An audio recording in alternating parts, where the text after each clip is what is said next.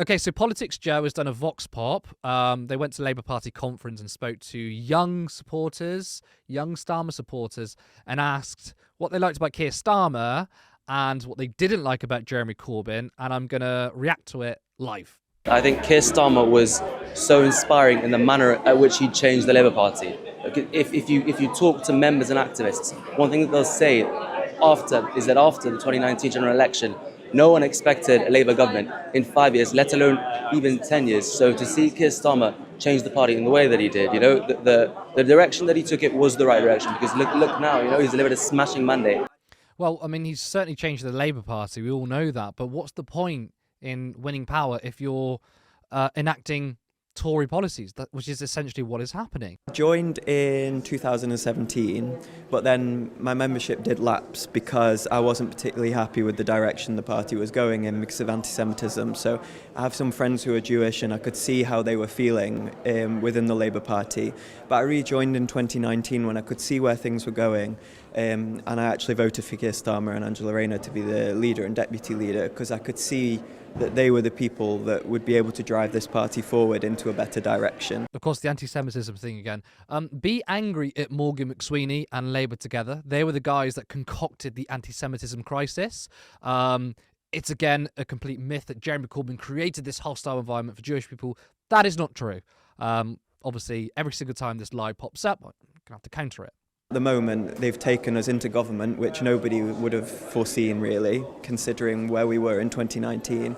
And I'm really happy with the direction that we're going in at the moment. I joined the Labour Party on my 14th birthday, which is as young as you can, so I'm a bit of a nerd. But I joined because of...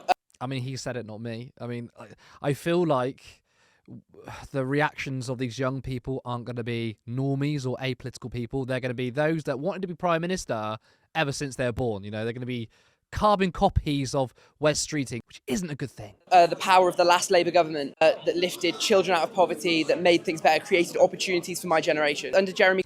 And what is the Labour Party doing now? You're talking about, I like Labour governments because they're bringing children out of poverty. They won't scrap the 2-child benefit cap, which is keeping 500,000 kids in poverty. Do you not see that correlation there? Corbyn's leadership, the party could be quite a hostile environment for young members. Sorry, I don't want to keep cutting you off too soon, but hostile environment for young members. Every politician ignores the needs of young people. They try and court the vote of older people because they're the ones who typically vote. And it was the first time there was a youthquake. I mean, 2017, record numbers of young people voted and supported Labour. So the idea that it was hostile for young people, that's a new one. The anti-Semitism crisis was horrendous for so many people. So actually, as a young member, I feel like it's now a much better place to be. You said that you were a member of the Labour Party. When and why did you join? I joined around Partygate, sort of. When was that? 2021. And I was so angry about that I was like, I really, really want to see some change now. I joined the Labour Party at the end of 2020. I have to say, I think part of the factor of me joining was that I was just really upset with the Conservatives and the direction that they were heading our kind of country in. I was really upset with their kind of ultra-nationalist, kind of very populist rhetoric. I was really inspired by Keir Starmer's leadership, and he had modernised the party back into a kind of more moderate force, which I think is personally better for the party and better for the country. Notice how, these last two chaps are angry at the Conservatives. Obviously, there's a lot to be angry about. Terrible in government, terrible political party. But there's nothing about them being inspired by the current leadership. The last Labour leader, young people were enthused by Jeremy Corbyn. They felt hope. They liked the policies and they flocked to the party. And now what we're hearing is, I joined the party because of Partygate or because the Conservatives are really bad. And that is a very true reflection of where the country's at. People voted Labour not because they endorsed the party or liked the policies. They just wanted to see the back of the Conservatives. In the party, did you feel particularly inspired or enthused by Keir Starmer as a leader, or was it more of like a protest to what you'd seen the Conservatives? I think maybe I'm in a minority where I really did like Keir Starmer. And I mean, obviously, a lot of people did. A lot of people voted for him to be Prime Minister. But I think it's harder as you as you go along as a leader, you know, there's more pitfalls to fall into. Lots of young people joined the Labour Party under Jeremy Corbyn. We haven't seen the same amount join the Labour Party under Keir Starmer. Why do you think that is? I think Corbyn had a talent of appealing to a younger generation. I think if you look statistically, younger generations are more radical in their beliefs. Jeremy Corbyn is obviously felt quite countercultural, so maybe people like that, whereas Keir isn't countercultural. But then sort of what good is Stormzy endorsing you or whatever if it doesn't get you elected? There's obviously been a lot of young people put off by the Gaza stuff, and that is regrettable. I think they're sort of taking quite a strong stance on it now, and hopefully it will continue. David Lammy did a very good speech yesterday where he was very impassioned and seems sort of quite determined to sort it out as much as the UK can. I mean, this guy would make a really good Guardian journalist. I mean, the young people supported Jeremy Corbyn because it was countercultural and they're rebellious. They weren't, okay? They supported Jeremy Corbyn for the most basic things. People want to get on the housing ladder. People can't afford to rent. Their wages aren't going far enough. In fact, young people kind of just want the same deal as what our parents got. So it's not countercultural, I mean, anything from it. And there's nothing radical. A lot of these people are saying, well, young people are really radical, and Jeremy Corbyn is a radical. Nothing in that Labour Party manifesto was particularly radical, right? There was nothing about overthrowing capitalism. There's a couple of post-capitalist policies in there, but it was very basic social democratic policies. No different to, or far more mild than many places in Europe. I mean, Jeremy Corbyn even said that he spoke to a fair few European politicians, said, this is what's in my manifesto. And they said, really? We did that years ago. So I find it really funny that this guy is like, well, it's countercultural. It's not. It's basic material things that people want. Let's be honest. I mean, the country's very divided, especially by age, but there's also a lot in common in terms of what people want in terms of policy. And it's, again, not radical at all. I also find it funny that he's saying, well, young people are disaffected over Gaza. You bet they are, but he finds it regrettable. I think being complicit in a genocide should be more than regrettable. I think it's heinous. And also David Lammy, he hasn't done the most he can do. I mean, you think the Labour Party are doing the best they can? They're still selling arms to Israel.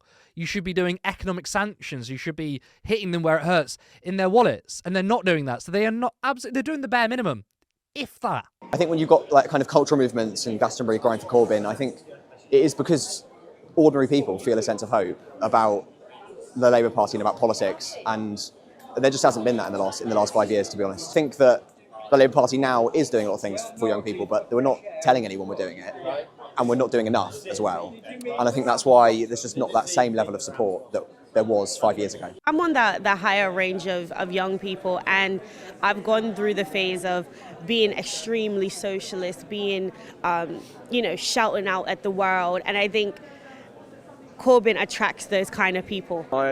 Again, okay, first of all, there's nothing wrong with being angry and shouting things out, but Jeremy Corbyn, of course, appealed to a lot of activists, fine, but he appealed to normies. I mean, look, let's be honest, these people, as I said earlier, they're not particularly like the average person. They're political nerds, let's be honest. And there were many people who were inspired by Jeremy Corbyn who thought, I've never voted or I never wanted to get involved in the political process, but I really like what he's saying. And that's a good virtue to have because, a lot of people in politics accuse the left of trying to appeal to their own base or appeal to the converted who need to get out there and appeal to the wider electorate. I mean, Jeremy Corbyn did that more so than Keir Starmer. Jeremy Corbyn, first of all, got more votes in 2017 and 2019 than Keir Starmer got in 2024. I mean, Starmer got less than 10 million votes, which is embarrassing given the state of the Conservative Party, right? And he appealed to people who'd never voted before. He appealed to normies or apolitical people. So it's entirely incorrect to say that Jeremy Corbyn just appealed to the shouty people. I don't think you appeal to fringes when the membership swells to 500,000.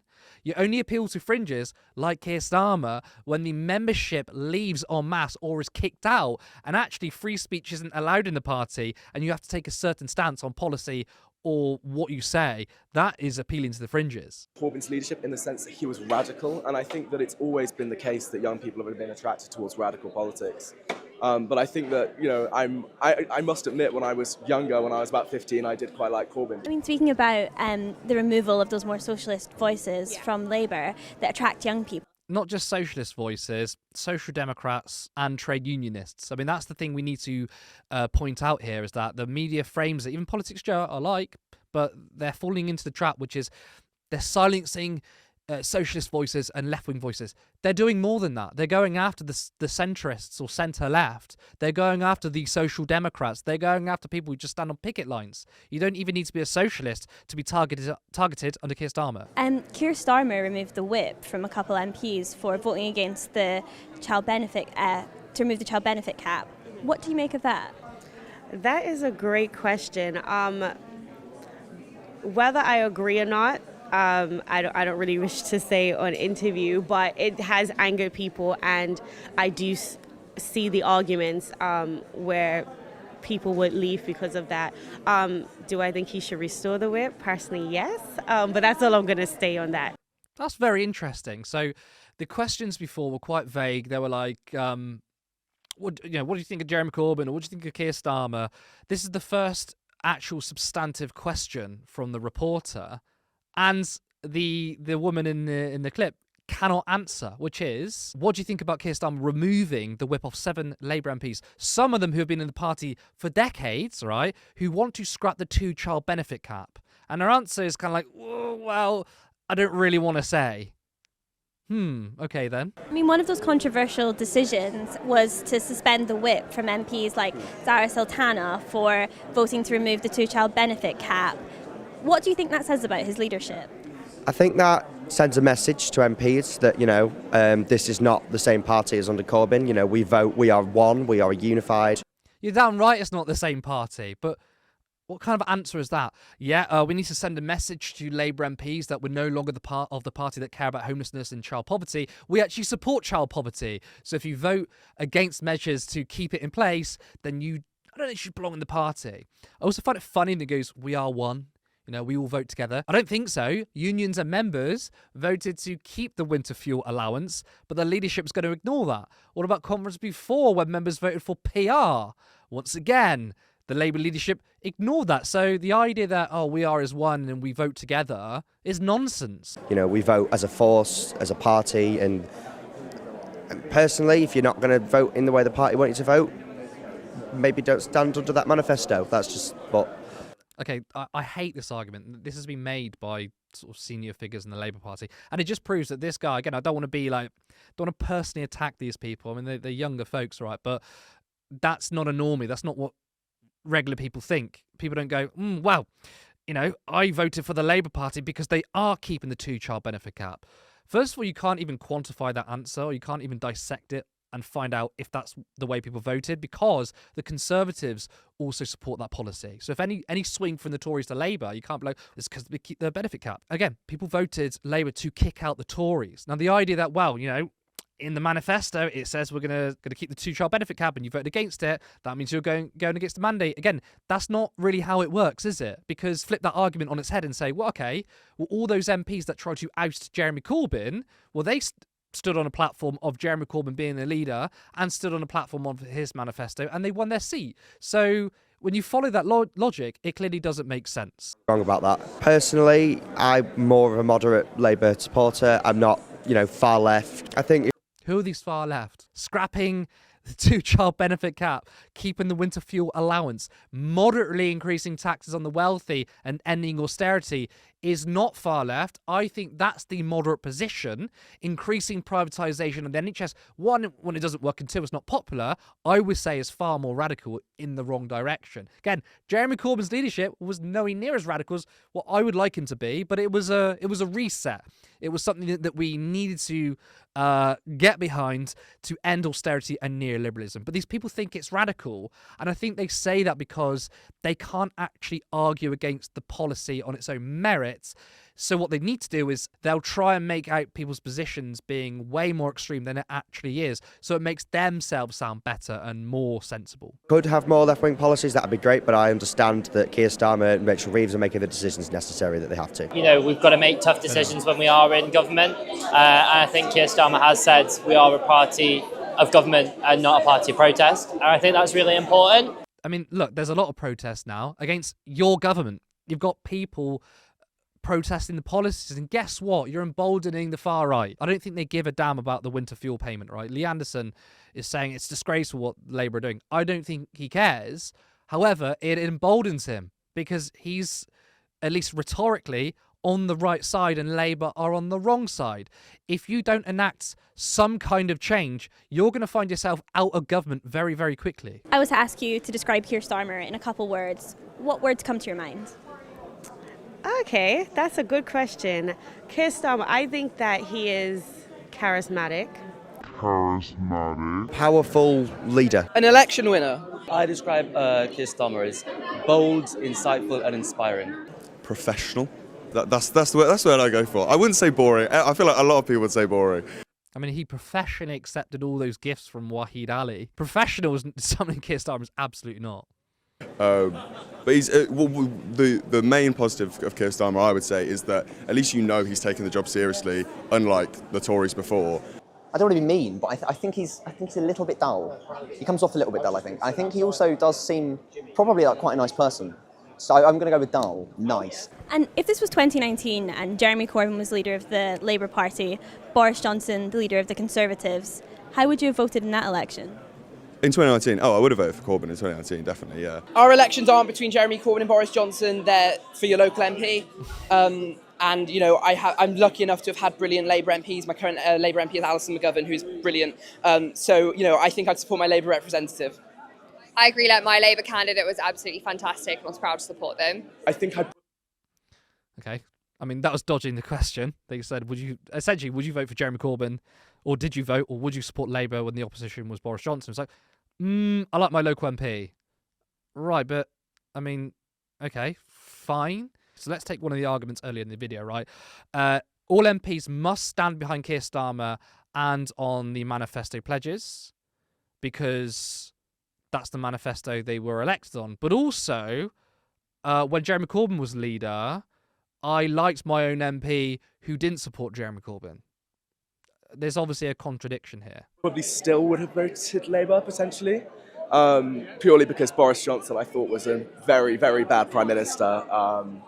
But I would have still been very critical of Corbyn's leadership, even if I did end up voting for them. Okay, so again, I don't want to dunk on them personally because they're only young people, but I'm still going to go after their arguments, I suppose. They were some of them seemed quite posh.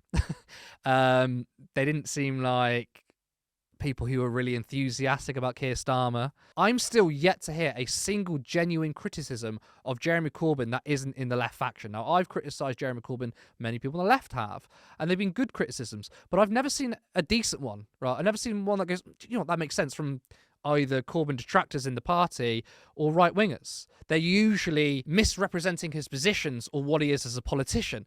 He's hard left. He's radical. They aren't necessarily... I mean, maybe his personal politics is radical socialist, which would be great. I'm a radical socialist.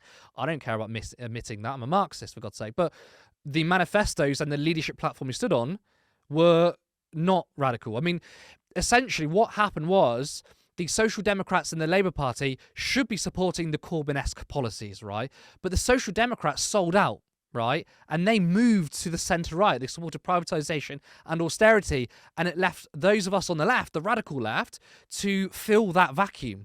And now the left acted as the Social Democrats. Trust me, the left want to talk about post-capitalist politics, right? But because the Social Democrats didn't do their job properly, and they've abandoned any of their principles, the left has had to take over it. So yeah, once again, I'm not heard anything substantial. It's the same rehashed arguments again. But what is quite clear is young people were enthusiastic about Jeremy Corbyn's leadership. Even Starmer supporters in that video, they didn't seem very enthusiastic whatsoever. Support independent media. Support social justice that's there on social media. Thank you. Turn left.